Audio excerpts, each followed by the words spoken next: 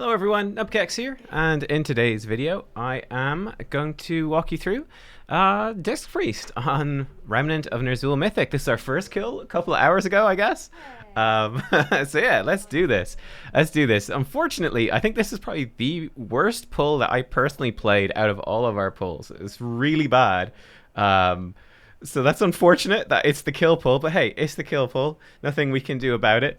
I guess I could do some sneaky editing, put a pull where I played well, and then edit in just the boss falling over dead at the end and be like, yes, this was me. But there you go. So on pull, we're not doing anything too much that's special. I think I was actually tabbed out, so it didn't quite work. But we're essentially just throw out a free Radiance into a Schism into your damage combo.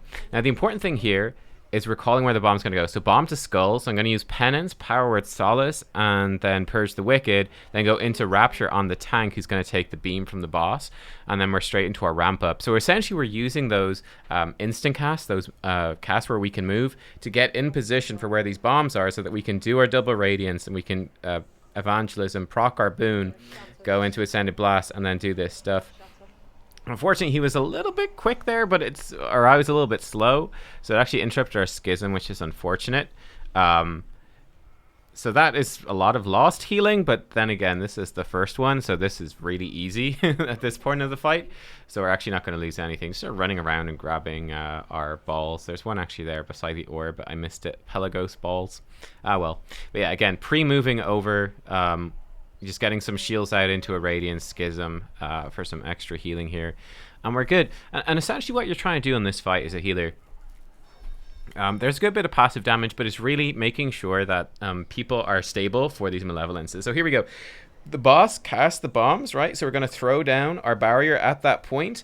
And then the timing basically we were using was that the boss will then do his tank beam and then start casting Mass Dispel pretty much right after he casts the tank beam. That way it gives the tanks like a second to get back in position, so they're going to get knocked the way they want to because they can't stack on the raid with the tank beam. But yeah, that's sort of the rough timing. Again, if you could watch it back, you probably see the barrier does expire. We've got nothing as disc. We got absolutely nothing for this shatter, by the way. But yeah, the barrier expires like a couple of seconds after we're knocked out of it. So you could even be a couple of seconds quicker on dropping that barrier. That would be okay. But basically dropping that barrier kind of early, just so it helps you top everyone up and counter some of that damage. Here we're going into another little ramp up here, which is with our Shadow Fiend, again, just to heal this through.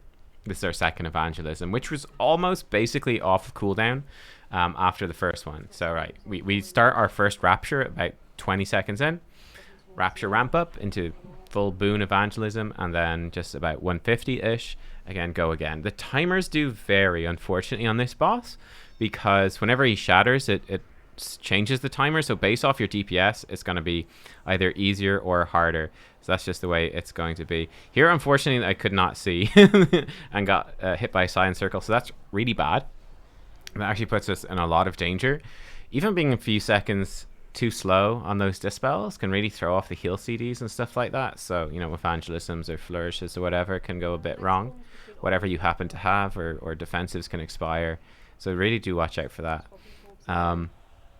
Our next ramp up on disc here is going to be for the 30% shatter, which I'll warn you in advance, I fuck it up because I'm an idiot apparently. But yeah, something to watch out for, which for us comes quickly enough after this. The rough rule of thumb, again, this varies a lot based off your DPS. The rough rule of thumb was to go pretty much, like, I should probably start ramping here, I suppose, right after this knockback for us, but around 33% health on the boss. Sometimes 32% would be fine. You can see in this case, this is obviously where we're getting better at the fight, and doing the same thing I did a second time in this fight, which is getting hit by these swirls. Pretty bad. So that kind of scuffs our ramp big time here. We'll do a double Radiance Evangelism into our boon anyway, and we'll just wing it into Schism. And yeah, it'll just have to do. I mean, it actually worked out okay, but it definitely felt really bad to me to mess up on the pull. I think that's basically, I was getting an add-on error for this final phase, where basically after you do your Master Spell here, then you can see there's an echo of the Malevolence over here, which is going to knock us back as well. Look at Power Barrier. Oh, Power Barrier comes off CD just after we get knocked away. So again, if your DPS was slightly slower, you probably would get Barrier on that knockback, and it also probably would be worth it.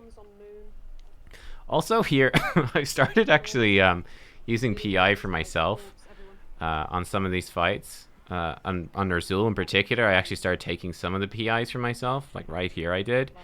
It covers Schism on my weak auras though, because I'm so unused to actually PIing myself, which is a big problem. So I actually didn't use Schism during PI, which is really stupid. So that's something I need to change as well, just in terms of how my UI is laid out, to not miss out on those Schism casts. You can see we're sort of struggling with the Schism cast. Right here, we never got this far, so I was sort of figuring out how to ramp up and what I was actually going to do. But, well, so we're just going to throw out some Raptures, get a nice error there, throw down a barrier just for whatever, so that people don't die as we kill the boss, and we get the kill. So, funny enough, actually, I think that was pretty badly played from me. Made a lot of mistakes getting silenced in particular, but I think the theory was reasonably sound, and that's sort of roughly speaking what you're looking to do. I think that is the best way to play Disc. You basically get your first ramp starting about 20 seconds in, which covers the first shatter, the first knockbacks and the first shatter.